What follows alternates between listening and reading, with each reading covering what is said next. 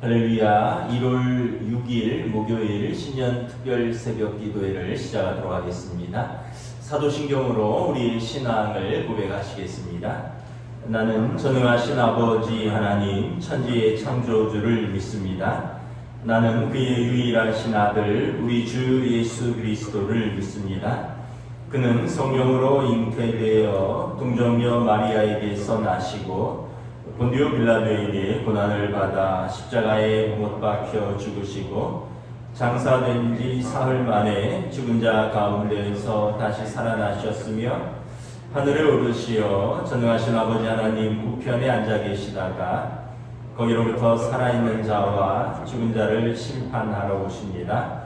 나는 성령을 믿으며 거룩한 공교회와 성도의 교제와 죄를 용서받는 것과 몸의 부활과 영생을 믿습니다. 아멘. 찬송가 546장 찬양하시겠습니다. 찬송가 546장입니다.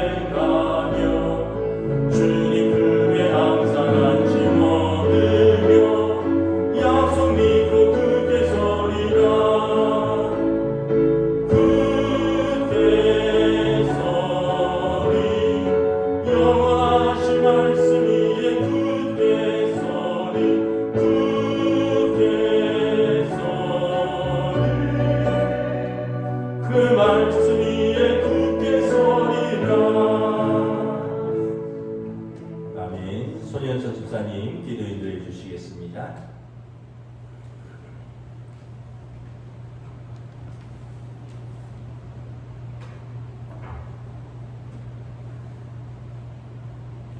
(2022년) 첫 주간을 특별 새벽 기도로 주님께 드립니다. 하나님 아버지, 기도와 찬송으로 예배드릴 수 있는 건강을 주셔서 감사합니다. 마스크로 얼굴을 가리고 코로나 질병의 근심 걱정으로 살아온 지 벌써 2해가 지나갑니다. 때로는 병상이 없어 죽어가는 아버지를 바라보고 있어야 하는 안타까운 아들의 이야기를 신문에서 읽어보기도 했습니다. 하나님 아버지, 정녕 말씀하신 말세가 지금이 오니까 아직도 저희들은 깨닫지 못하고 인간의 머리로만 생각하고 인간의 마음으로만 하나님을 이해하려고 하는 죄를 범하고 있습니다. 용서하여 주옵소서. 저희 동원의 방주를 사랑하시는 주님, 우리를 새롭게 하여 주옵소서. 어렵고 힘든 가운데서도 우리 동원의 식구들 하는 일, 하는 사업들이 창성한 가운데 성령 충만한 성도가 되게 하시고 거룩하고 은혜로운 교회로 세워주옵소서. 하나님 아버지, 이 새벽 나라와 민족을 위해 기도드립니다. 진정 하나님을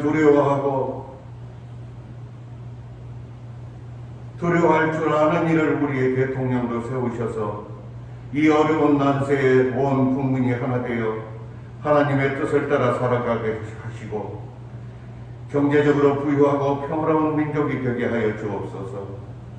하나님 아버지, 병상에 있는 환우들이 있습니다. 하루속히 자리에서 털고 일어나 주의 영광을 찬양하는 귀한 하나님의 자녀로 세워 주옵소서. 우리 목사님을 위해 기도합니다. 영육간의 건강을 주셔서 우매한 우리들 인도하시는 일에 부족함이 없게 하시고 가정의 식구들에게도 성령 충만한 화평의 큰 복을 내려 주옵소서. 이제 목사님 말씀 주실 때 그 말씀으로 새롭게 변화되는 삶을 살게 하옵소서. 이 모든 말씀 우리를 구원하신 예수 그리스도 이름으로 기도드립니다. 아멘.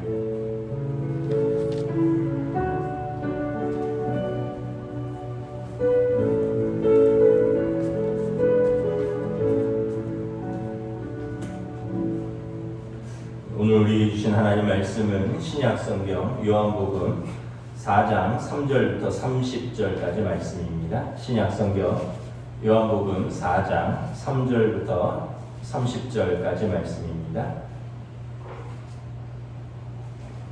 신약성경 147쪽입니다. 요한복음 4장 3절부터 30절입니다. 다 찾으신 줄 알고 저와 여러분들이 한 절씩 교도하겠습니다. 유대를 떠나사 다시 갈릴리로 가실새 사마리아를 통과하여야 하겠는지라. 사마리아에 있는 수가라 하는 동네에 이르시니 야곱이 그 아들 요셉에게 준 땅이 가깝고 거기 또 야곱의 우물이 있더라. 예수께서 길 가시다가 피곤하여 우물 곁에 그대로 앉으시니 때가 6시쯤 되었더라.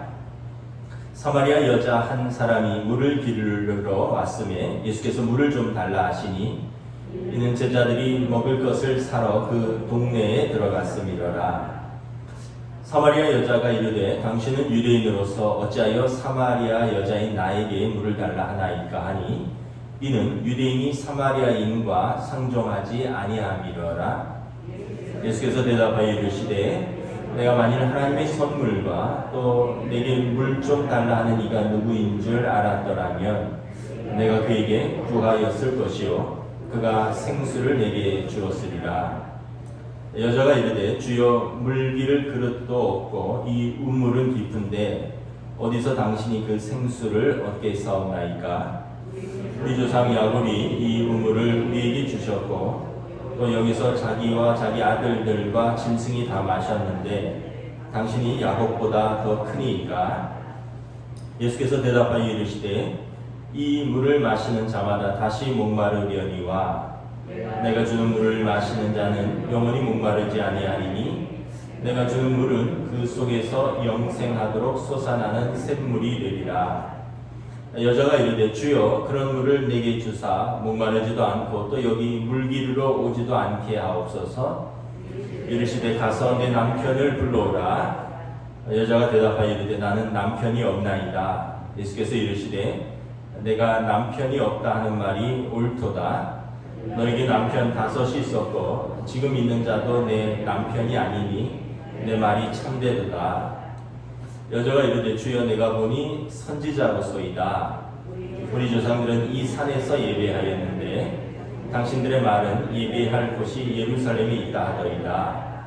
예수께서 이르시되 여자여 내 말을 믿으라. 이 산에서도 말고 예루살렘에서도 말고 너희가 아버지께 예배할 때가 이르리라. 너희는 알지 못하는 것을 예배하고 우리는 아는 것을 예배하노니 이는 구원이 유대인에게서 남이라. 아버지께 참되게 예배하는 자들은 영과 진리로 예배할 때가 오나니 곧 이때라. 아버지께서는 자기에게 이렇게 예배하는 자들을 찾으시느니라.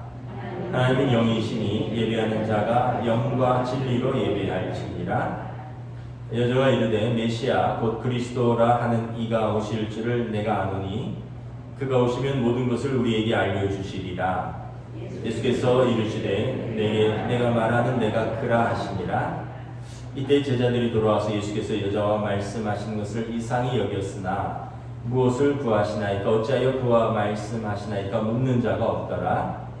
여자가 물동이를 버려두고 동네에 들어와서 사람들에게 이르되 내가 행한 모든 일을 내게 말한 사람을 와서 보라. 이는 그리스도가 아니냐 하니 그들이 동네에서 나와 예수께로 오더라. 아멘. 할렐루야. 또 신년 특별 새벽 기도의 넷째 날입니다. 새벽에 주의 전에 예배의 자리로 말씀의 자리로 기도의 자리로 나오신 여러분들을 주님의 이름으로 환영하고 축복합니다. 우리 한번 인사하겠습니다. 이 아침에 은혜 주실 줄을 믿습니다. 2022년 우리 교회 표가 주여 우리를 새롭게 하여 주소서이죠. 그래서 우리 신년 특별 새벽 기도에 우리가 하나님께서 새롭게 하신 성경의 인물들을 찾아서 함께 묵상하는 시간을 갖고자 합니다. 그래서 구약 하나, 신약 하나, 구약 하나, 신약 하나 해서 첫째 날은 이스라엘의 초대왕 사울 왕을 보았고 둘째 날은 또 다른 사울, 바울 사도를 보았습니다. 그리고 어제는 믿음의 족장 중에 한 명인 야곱이 이스라엘이 된 이야기를 보았습니다. 오늘은 예수님을 만나서 새롭게 된 여인, 사마리아 여인에 대해서 말씀을 보도록 하겠습니다. 이 본문을 이해하려면 약간 좀 그 이스라엘의 역사적 배경을 좀 알아야 합니다. 3절 4절에 보면 예수님께서 유다를 떠나 갈릴리로 가려고 하실새 사마리아를 통과하여야 하겠는지라. 우리로 말하면 예루살렘은 서울쯤 되면 갈릴리는 뭐 한 평양쯤 된다고 생각하시고 그러면 이제 사마리아는 어디쯤 되느냐? 그러면 저기 파주 정도 아마 이렇게 될 거라고 생각을 합니다.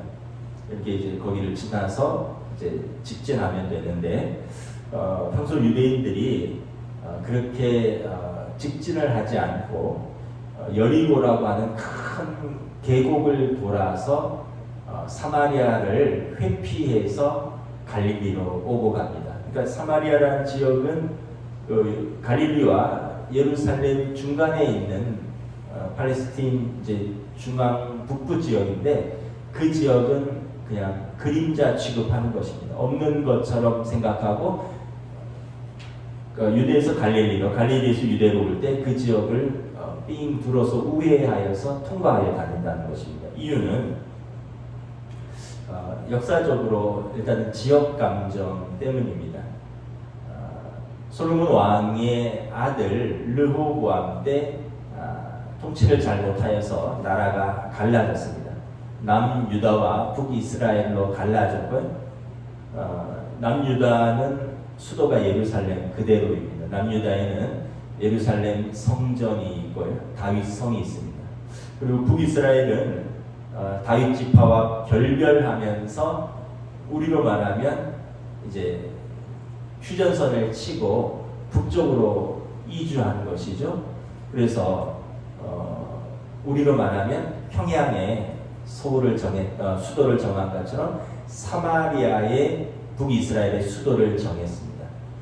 그러니까 오므리 왕조라 그러는데 오므리 왕조가 북이스라엘의 수도를 사마리아로 개발하고 거기에 정착한 것입니다.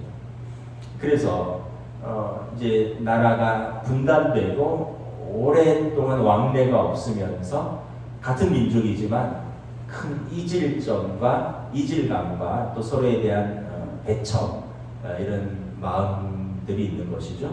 그래서 나중에 이제 나라가 하나가 되었지만 여전히 이제 사마리아 사람들을 싫어하고 미워하고 증오하고 이런 마음들이 남아 있는 것입니다. 올해가 6.25 전쟁 발발 70주년입니다. 우리도 50년, 72주년인가요? 50년 6월 25일 날 이제 전쟁이 발발되었고 53년 7월 25일에 휴전이 되었죠. 그래서 이제 종전 선언을 아직 못 하고 있습니다. 이제 종전 선언이 어떤 의미가 있느냐 하면 이제 우리나라는 휴전 상태입니다. 전쟁이 휴전 상태. 그러니까 이제 미군들이 우리나라에 와 있으면 전시에 준하는 수당을 받습니다. 왜냐하면 휴전 상태이기 때문에 전쟁이 언제든지 개시될 수 있기 때문에. 또 한편 해외 주요 투자자들이 투자를 하는 데 있어서 마음의 부담을 가지고 있습니다. 왜냐하면 종전이 안 된 나라니까. 그래서 여러분 일단은 우리가 종전 선언을 하고 또 차후로 또 통일로 나아가야 할 것입니다. 그런데 이제 이걸 싫어하는 사람들도 많이 있습니다. 통일이 되면 비용이 들고 또 그 사람들을 하고 어떻게 사느냐. 여러분 우리나라가 이제 장기적으로 이제 발전하고 세계 가운데 도약하려면 먼저는 종전 선언이 돼야 되고 그리고 통일이 돼야 되는 것이죠. 통일이 돼도 이렇게 남유다와 북이스라엘의 감정들이 좋지 않아서 서로가 서로를 미워하는 것입니다. 특별히 이 종교적인 큰 변질이 있는데 20절에 보면 우리 조상들은 이 산에서 예비하였는데 당신들의 말은 예배할 곳이 예루살렘에 있다 하더이다. 그 이야기는 뭐냐면 우리 조상들, 그 사마리아 사람들의 조상들, 북이스라엘 사람들은 이 산에서 예배했다는 거죠. 이 산은 그리심 산입니다. 그런데 당신들은 이 산이 아니라 솔로몬 성전이 있는 예루살렘에서 예배를 드리는데 어떤 것이 옳습니까? 라는 질문이죠.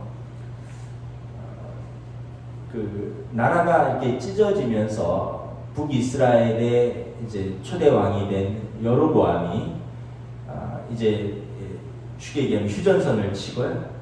이 백성이 예루살렘으로 자꾸 성전으로 제사하러 가면 이 백성의 마음이 다시 유다의 왕에게로 돌아가리라. 그래서 우리는 예루살렘에 올라갈 것 없다. 너희를 위하여 우리가 신전을 만들겠다. 산당을 만들겠다. 하고는 베델과 단에다가 신전을 만들고 거기에 금송아지를 두었습니다. 그러면서 이제 세월이 점점 지나면서 사마리아가 수도가 되고 사마리아 인근의 그리심산에서 예배를 드리기 시작했는데 그리심산은 어떤 산이냐면 신명기 27장에 보면 모세가 죽기 전에 유언을 한 산입니다. 고별 설교를 하죠. 백성들을 12지파를 6지파씩 나누어서 큰 대로 좌우에 나눠 서게 하고 한편은 그리심산에 한편은 에발산에 나눠 서게 하고 너희가 오늘날 섬길 자를 택하라 라고 설교를 합니다. 그러면서 그리심산에서 축복을 선포하고 에발산에서 저주를 선포합니다. 그리심산은 초목이 우거진 산이고요. 에발산은 민둥 돌산입니다. 너희가 하나님을 택하면 이 초목이 우거진 산처럼 열매 맺을 것이요. 너희가 하나님을 버린다면 이 에발산 돌산처럼 열매 맺지 못하리라. 이런 선포를 한 것이죠. 그 그리심산이 사마리아 근처에 있습니다. 그래서 북이스라엘 사람들은 이 그리심산에서 예배를 드렸던 것입니다. 왜냐하면 예루살렘에 갈 수 없었기 때문에 그런 것이죠. 그러다가 주전 722년에 아시리아라는 강대국이 북이스라엘을 침공하여 멸망시켰습니다.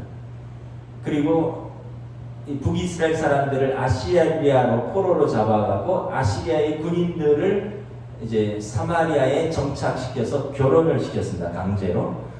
열왕기하 17장에 보면 호세아 제9년에 아스루 왕 살마네셀이 사마리아를 점령하고 이스라엘 사람을 사로잡아 아수르로 끌어가고 그래서 이스라엘 사람들을 사로잡아서 아시리아의 여러 고을에 두었습니다. 또 아시리아의 군인들을 사마리아로 이주시켜서 사마리아 사람들과 강제로 결혼시키고 정착하게 한 것이죠. 아수르 왕이 바벨론과 구다와 야와와 하맛과 스발와임에서 사람을 옮겨다가 이스라엘 자손을 대신하여 사마리아 여러 성읍에 두매 그들이 사마리아를 차지하고 그 여러 성읍에 거주하니라. 그 결과 유대인들의 그 순혈주의가 깨졌고 인종적인 혼혈로 인해서 사마리아 사람들은 유대인들로부터 천대와 멸시를 받게 된 것입니다. 그래서 여러분 9절에 보면 당신은 유대인으로서 어찌하여 사마리아 여인인 나와 말을 하나이까. 유대인들이 사마리아 사람들과 상종하지 않는다는 것을 보여주는 것이죠. 역사적으로 여러분 전쟁이 지면 남자들은 생명을 잃고요, 여자들은 수치를 당하고 그 자손들은 대대로 수치를 당하는 것이죠. 제가 몇 번 말씀을 드렸지만 병자호란 때 그 명나라를 섬기던 조선을 후금이라 그러죠. 후에 청나라가 된 후금이 이제 정벌에 나섭니다. 그러면서 청태종이 100만 대군으로 조선을 공격하고 열흘 만에 한양에 도착하죠. 그리고 이제 남한산성으로 임금은 이제 도피를 합니다. 그리고 한겨울에 남한산성에 50일 만에 포위되어 있다가 이제 항복을 하죠. 인조가 항복을 하죠. 그러면서 300구두보를 하죠. 300구두보는 상복을 입고 이제 청태종에게 3번 큰절하고 9번 머리가 큰 소리가 나도록 땅에다 머리를 박아서 굴복을 표현하는 것입니다. 300구두보. 그러니까 이제 완전히 조선이 이제 명나라가 아니라 이제 청의 이제 부하가 신하가 되는 것이죠. 그러면서 전쟁이 졌으니까 황금 100량, 은 1000량, 그리고 수많은 공녀들을 요구합니다. 처녀들을 요구하는 것이죠. 여인들을 잡아가고. 그래서 잡혀간 그 여인들이 공녀라 그러죠. 갔더니 거기 본처들이 있잖아요. 본처들이 조선의 여인들을 시기해서 얼굴에 뜨거운 물을 끼얹어서 딘둥이를 만들고, 또 그 사람들은 여인들이 도망가지 못하도록 아킬레스건을 끊어서 이제 다리를 절게 만들고, 후에 이제 나라에서 몸값을 지불하고 그 여인들을 많이 데려오죠. 모든 사람들도 있고, 데리고 온 분들이, 그 공녀들이 환향녀죠. 고향으로 돌아온 여인들, 환향녀. 그리고 그 사람들이 그 청나라에 잡혀가서 낳은 아이들이 호로 자식입니다. 병자년에 호란이 일어났는데 그 오랑캐의 자식이라는 뜻입니다. 호로 자식. 근데 이제 우리는 환향년들이라고 욕하고 호로 자식, 아비 없는 자식이라고 조롱한 것이죠. 그리고 돌아온 이 환향녀를 그 가문에서 버렸습니다.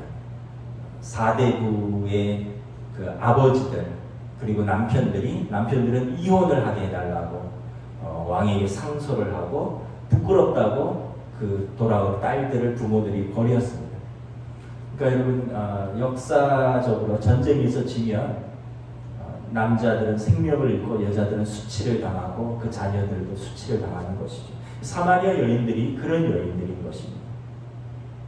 이 사마리아 여인에게는 개인적으로 또 큰 아픔이 있었는데 16절부터 우리 18절 우리 한번 교도하도록 하겠습니다. 이르시되 가서 내 남편을 불러오라. 여자가 대답하여 이르되 나는 남편이 없나이다. 예수께서 이르시되 내가 남편이 없다 하는 말이 옳도다. 함께 있습니다. 너에게 남편 5이 있었고 지금 있는 자도 내 남편이 아니니 내 말이 참되도다. 이 여인은 5번을 결혼 실패하고 6번째 남자와 동거 중이었습니다. 우리가 생각할 때 야, 능력 있네, 남자 없으면 못 사냐, 자유부인이냐. 그게 아니라 그 당시에는 남자들만 이혼을 요구할 수 있었습니다. 그 남자가 버리면 그냥 바로 이혼이 되는 것입니다. 그래서 예수님께서도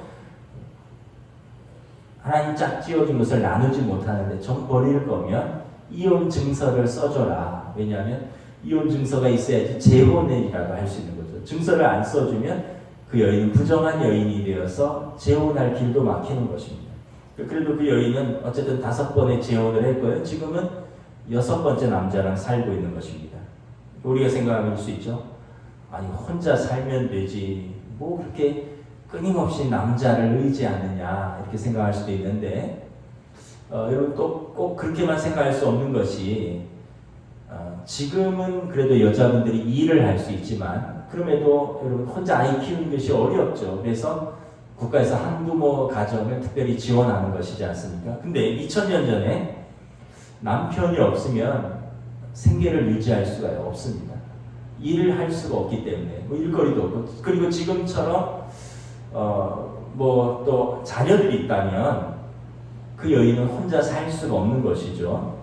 그래서 이 사마리아 여인은 뭐 남자를 좋아해서 계속 결혼을 한 것이 아니라 산입에 거미줄 칠 수 없으니까 또 자녀가 있다면 그 자녀를 굶겨 죽일 수가 없으니까 그래서 어쩔 수 없이 결혼하고 또 그 남편의 의지에서 삶을 살아갈 수밖에 없는 그런 현실인 것이죠. 그러니까 이제 이 여인에게는 남자에 대한 강한 적대감, 배신감 같은 것이 있습니다. 9절에도 보면 당신은 유대인으로서 유대인 남자로서 어찌하여 사마리아 여자인 나에게 물을 달라 하시나이까. 그러니까 남자와 여자가 유별한 시대이기도 하고 유대인이 사마리아 사람을 상종하지 않는 것이기도 한데 아니 어찌해서 지금 당신이 낯선 남자가 나에게 물을 달라고 합니까? 굉장히 예수님에 대해서 거부감을 갖고 있는 것이죠. 아마도 사마리아 여인은 험악한 인생사로 인해서 마음에 깊은 상처와 병이 있었을 것입니다. 반복되는 불행한 결혼 생활, 그리고 갈등, 그리고 사랑의 결핍, 또 계속 버려지는 거죠. 거절감의 고통 등으로 힘든 삶을 살았을 것입니다. 무엇보다 자신에 대한 죄책감이 가득했을 것입니다. 한두 번도 아니고 5번이면 내 문제가 아니겠느냐, 내가 잘못 산 거 아니겠느냐, 모든 것이 내 잘못 아니겠느냐. 사람들도 그렇게 생각했고 그 여인도 그러면서 자신에 대한 자책감으로 죄책감으로 살았을 것입니다. 인간에게 2가지 병이 있는데 하나는 육신의 병이고요, 하나는 마음의 병입니다. 육신의 병은 그래도 치료할 수 있는 약이 있습니다. 정확하게 진단하고 정확한 병명이 나오면 치료할 수 있습니다. 근데 마음의 병은 정확하게 진단하기도 어렵고요, 그리고 치료하기도 쉽지 않습니다. 세계에서 가장 많이 팔리는 약이 프로작이라고 우울증 치료제입니다. 전 세계에 마음의 병이 있는 사람들이 이렇게 많다는 것이죠. 또 오늘 본문에 보면 이 여인은 인간관계가 완전히 소외되고 단절되었습니다. 우리 6절부터 7절 함께 봉독하도록 하겠습니다. 시작. 거기 또 야곱의 우물이 있더라. 예수께서 길을 가시다가 피곤하여 우물 곁에 그대로 앉으시니 때가 6시쯤 되었더라. 사마리아 여자 한 사람이 물을 기르러 왔음에 예수께서 물을 좀 달라 하시니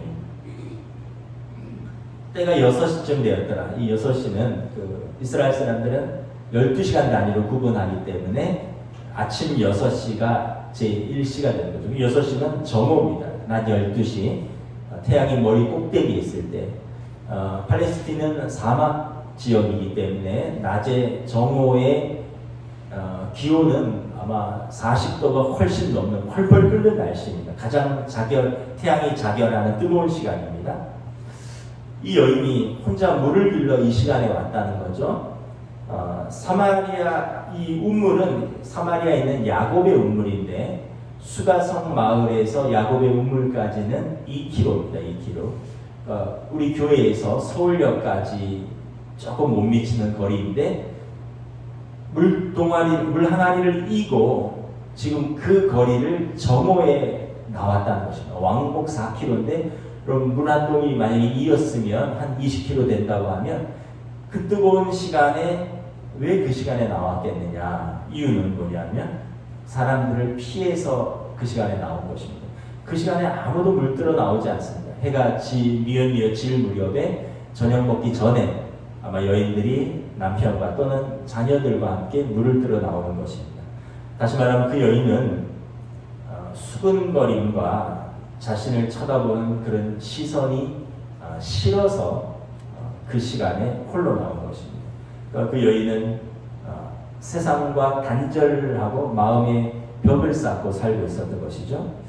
평생 인생에 대한 갈증이 시달렸고 사랑에 대한 결핍이 있었고 영원히 목마르지 아니하는 샘물에 대한 갈망이 있었습니다. 우리 13절부터 15절 교도하도록 하겠습니다. 예수께서 대답하여 이르시되 이 물을 마시는 자마다 다시 목마르려니와 내가 주는 물을 마시는 자는 영원히 목마르지 아니하리니 내가 주는 물은 그 속에서 영생하도록 솟아나는 샘물이 되리라. 함께 있습니다. 여자가 이르되 주여 그런 물을 내게 주사 목마르지도 않고 또 여기 물기르러 오지도 않게 하옵소서. 여인에게 목마른 인생에 대한 갈증, 목마름이 있었다는 것을 보여주는 것입니다. 자, 여러분 예수님을 만나면서 이제 사마리아 여인이 변화됩니다.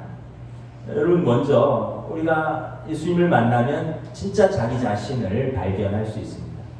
우리가 하나님의 하나님 되심을 인정하면 우리의 우리됨을 발견하는 것처럼 예수님을 인격적으로 만나면 진짜 내 모습을 볼 수가 있는 것입니다. 예수님과 그녀의 대화는 처음에는 굉장히 경계했죠. 이 낯선 남자가 왜 나한테 말을 거느냐, 물 좀 달라. 그 이제 물을 주고 이런저런 얘기를 하다가 내게 목마르지 아니하는 샘물을 주리라 했더니 그 물을 내게 주소서 이러면서 예수님이 그녀에게 현실을 직시하는 질문을 던지는 거죠. 우리 16절부터 19절 우리 함께 교도하도록 하겠습니다. 이르시되 가서 내 남편을 불러오라. 여자가 대답하여 이르되 나는 남편이 없나이다. 예수께서 이르되 내가 남편이 없다는 말이 옳도다. 너희에는 남편 5이 있었고 지금 있는 자도 내 남편이 아니니 내 말이 참되도다. 여자가 이르되 주여 내가 보니 선지자로소이다. 예수님이 이제 뜬금없이 가서 내 남편을 불러오라 말합니다. 여인이 저는 남편이 없습니다. 현실을 회피하는 거죠. 이 사람이 뭔데 나에게 이 내 상처를 건드리느냐라는 것입니다. 예수님이 말씀합니다.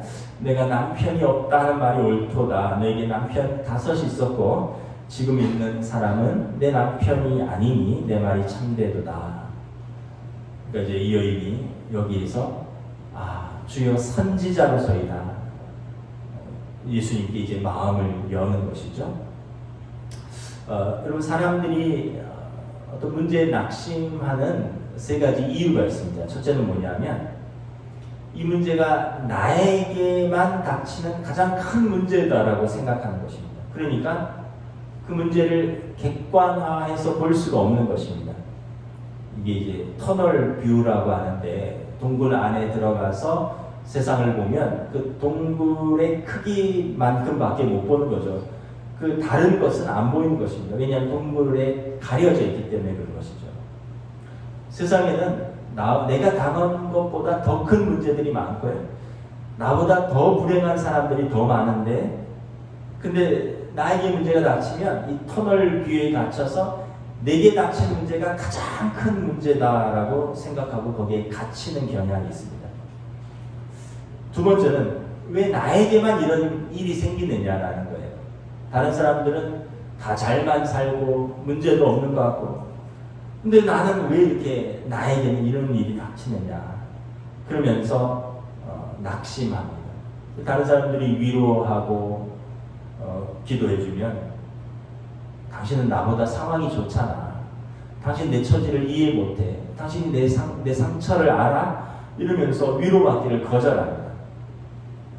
여러분 전도서에 해 아래 새 것이 없나니 내가 이 문제를 처음 만난 것이지 이미 수많은 사람들이 이미 그 문제들을 겪었습니다. 그리고 다른 사람들은 내가 당한 문제보다 더 큰 문제를 만나서 고민하고 눈물을 흘리고 탄식했고 또는 이것을 넘어섰습니다. 내가 지금 처음 만났을 뿐이지 이 문제들은 이미 세상에 있는 문제들이라는 것입니다.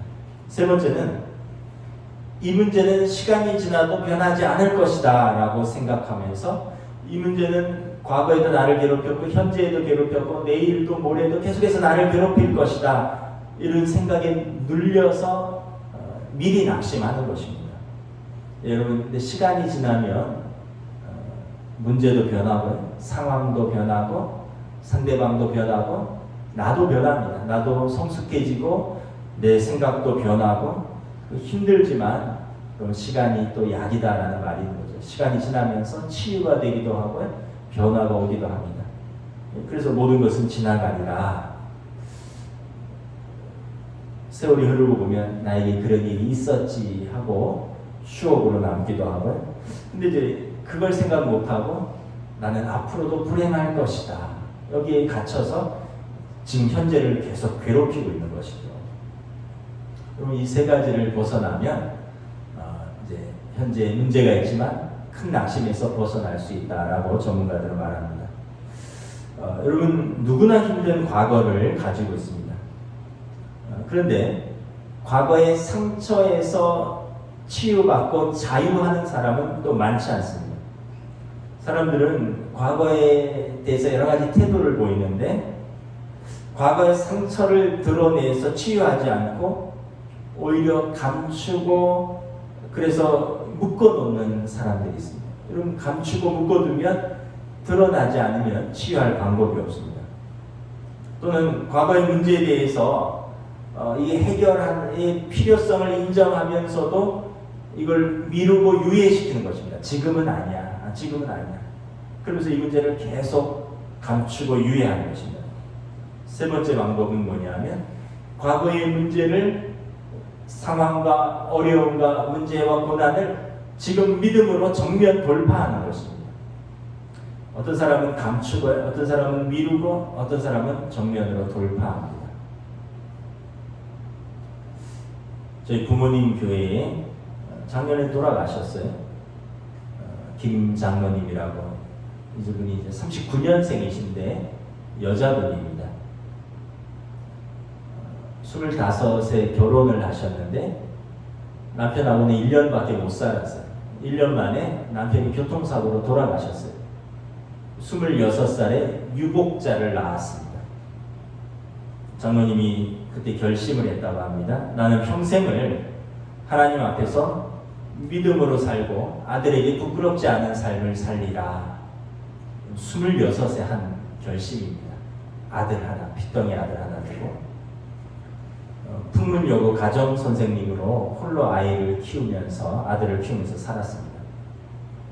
그러다가 자신의 발전을 위해서 교사 15년 차가 되던 나이 40에 박사과정에 도전을 했습니다. 제가 알기로는 그때 저도 논문 쓰시는 거를 봤는데 고추기름을 연구해서 그리고 45세 식품영양학 박사학위를 받았습니다.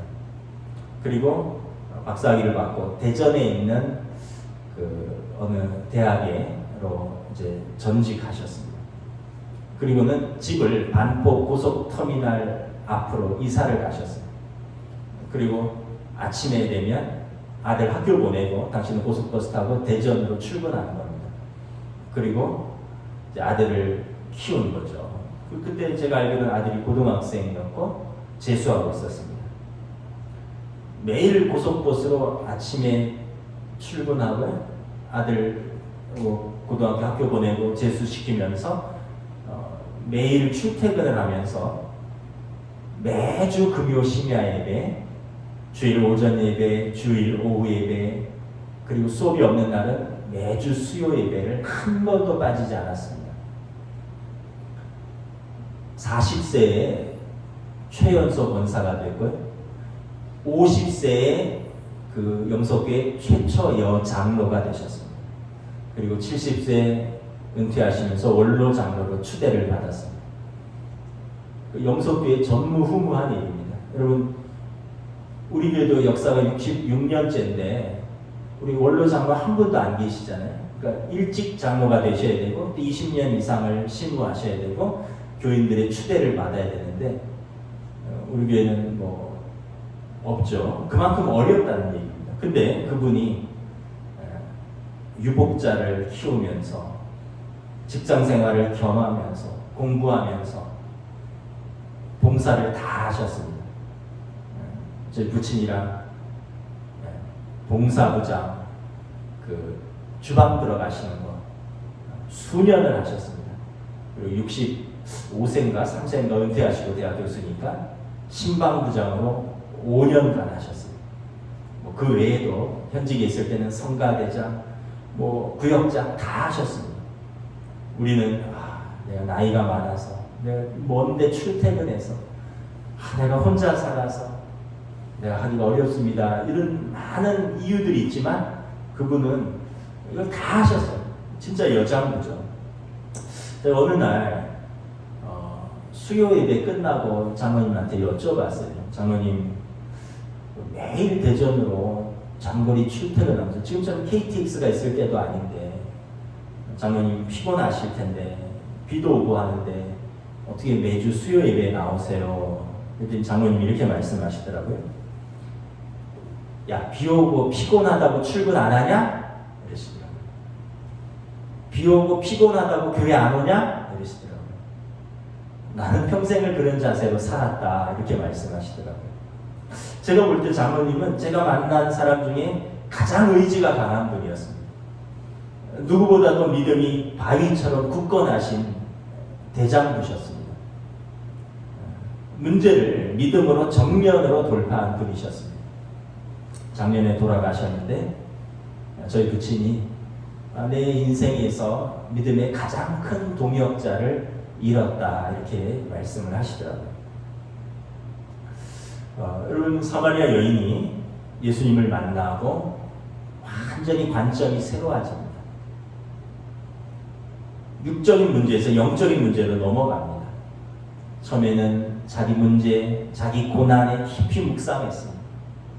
그리고 나도 목마르지 않는 물을 주소서, 나에게 그 인생의 갈증을 해결할 수 있는 방법이 있습니까? 예수님께 물었습니다.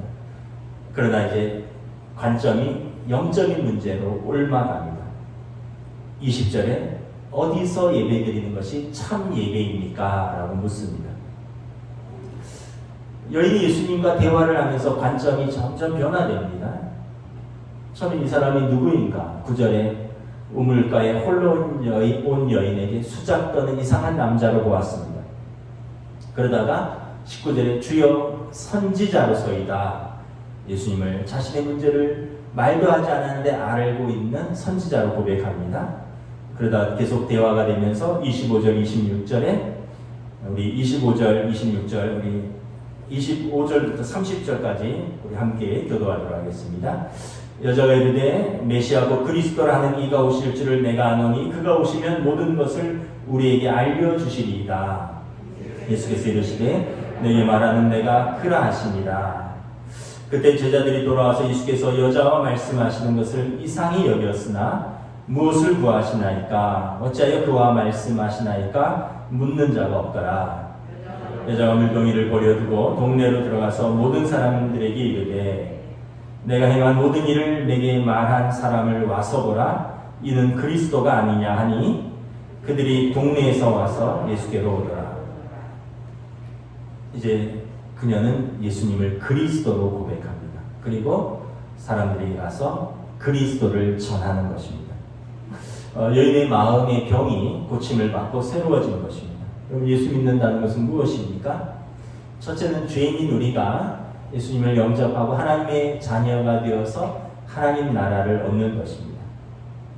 두 번째는 그것은 어떻게 보면 우리 근본적인 구원, 내세에 있는 구원이라면 지금 예수를 믿고 이 땅에서의 삶이 새로워지는 것입니다.